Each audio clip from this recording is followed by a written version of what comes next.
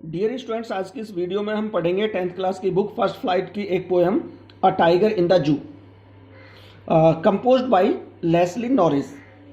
इस पोएम में Leslie Norris एक ऐसे टाइगर को देखते हैं जो कि जू में है और अपने पिंजड़े में बंद है। तो उसका वर्णन करते हैं कि वो किस तरीके से अपने पिंजड़े में होता है।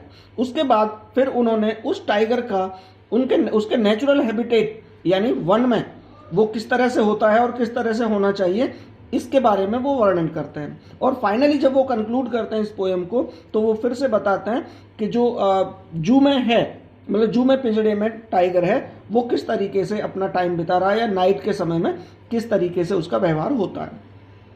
तो स्टूडेंट्स, हम पढ़ेंगे। सबसे पहले बुक ले लें अपनी और इसको लाइन टू लाइन पढ़ेंगे। मैं वर्ड टू वर्ड इसका मीनिंग समझाने की कोशिश आपको करूंगा, ठीक है। मैं पढ़ रहा हूँ। He talks in his vivid stripes. He, वह, टाइगर के लिए आया हुआ है।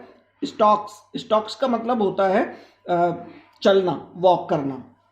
In his vivid stripes, vivid माने स्पष्ट दिखने वाली, स्ट्राइप्स माने धारियां। वह अपनी स्पष्ट दिखने वाली धारियों में चहलकदमी करता है। The few steps of his cage, अपने पिंजड़े की या अपने पिंजड़े में कुछ कदम। On pads of velvet quiet, pad of velvet quiet, pad माने होता है एक तरह से गद्दियां। ऑफ वेलवेट मखमली, क्वाइट शांत। वह शांत तरीके से अपनी मखमली गद्दियों पर अपने पिंजड़े में कुछ कदम अपनी स्पष्ट धारियों के साथ इधर उधर चहलकदमी करता है। In his quiet rage, quiet rage का मतलब क्वाइट माने शांत और रेज माने गुस्सा का मतलब गुस्सा भी है, लेकिन कुछ शोर शराबा ना करते हुए बिल्कुल चुप शांत भी है। इसलिए मैं दोबारा इस लाइन को अर्थ बता दूं कि वह अपने गुस्से में शांत तरीके से अपने मखमली शांत गद्दियों पर अपने पिंजड़े में कुछ कदम वह अपनी स्पष्ट धारियों के साथ चहलकदमी करता है। सेकंड स्टैंजा है, ही should B lurking in Shadow. अब वो यहां पर बात करता है कि ये पिंजड़े में तो ऐसा है, लेकिन इसको अपने नेचुरल हैबिटेट यानी कि जंगल में कैसा होना चाहिए। दोबारा देख ले इसको। ही शुड बी लर्किंग, लर्किंग का मतलब होता है कि ऐसी स्थिति जब कोई भी शेर या टाइगर अपने शिकार को छुपकर उसका इंतजार कर रहा होता है, तो उसको हम बोलते हैं लर्किंग। कि ही should B lurking in Shadow, उसे किसी छावा में, मीन्स किसी छाया में अपने शिकार को छुप कर उसका इंतजार करते हुए होना चाहिए।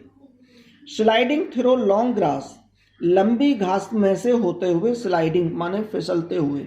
जैसे कि जब एक टाइगर किसी अपने शिकार करने के लिए वह उसका इंतजार करता है और उस कंडीशन में वह छुपा होता है, छुप कर उसका जब पीछा मतलब उसका आने का इंतजार करता है, तो धीरे धीरे धीरे धीरे घास में स्लाइड करता है। नियर द वाटर होल, किसी भी पानी के गड्ढे के पास, यानी कोई भी ऐसी जगह जहां पर पानी है, वाटर है, कोई पूल है, पॉन्ड है, और उसके पास। वेयर प्लम्प डियर पास, जहां पर मोटे ताजे, प्लम्प मोटे ताजे, डियर मीन्स हिरन गुजरते हैं। यानी उसे ऐसे पानी के गड्ढे के आसपास कर जहां पर मोटे ताजे डियर इधर उधर गुजरते हैं, वहां कर लंबी घास में फिसलते हुए एक छावादार क्षेत्र में अपने शिकार का इंतजार करते हुए छुपे होना चाहिए। नेक्स्ट पैराग्राफ हम पढ़ रहे हैं। He should be snarling, snarling का मतलब होता है गुर्राना। He should be snarling around houses, उसे घरों के चारों ओर या घरों के आसपास कर गुर्राता हुआ होना चाहिए, दहाड़ता हुआ होना चाहिए। एट द जंगल्स एज, जंगल के किनारे पर। एज मीन्स किनारा। बारिंग, बारिंग का मतलब होता है दिखाते हुए। बेयरिंग मीन्स जैसे गुर्राते समय वो दांतों को दिखाता है। Bearing his white fangs, fangs means उसके दांत, अपने सफेद दांतों को दिखाते हुए। हिज क्लेव्स, अपने पंजों को दिखाते हुए। टेरराइजिंग माने भयभीत करते हुए। द विलेज, गांव वालों को या गांव को।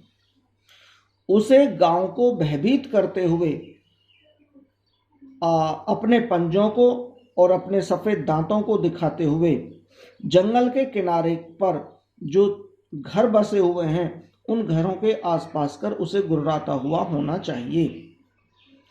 उसके बाद फिर नेक्स्ट स्टैंजा में है, but he is locked in the concrete cell, परंतु वह लॉक्ड है, ताले में बंद है, in a concrete cell. Concrete का मतलब है कॉन्क्रीट का बना हुआ, कॉन्क्रीट जैसे मकान बने होते हैं ईंट पत्थर सीमेंट की बनी हुई, सेल माने कोठी मीन्स छोटा घर, वह कॉन्क्रीट के सेल में बंद है।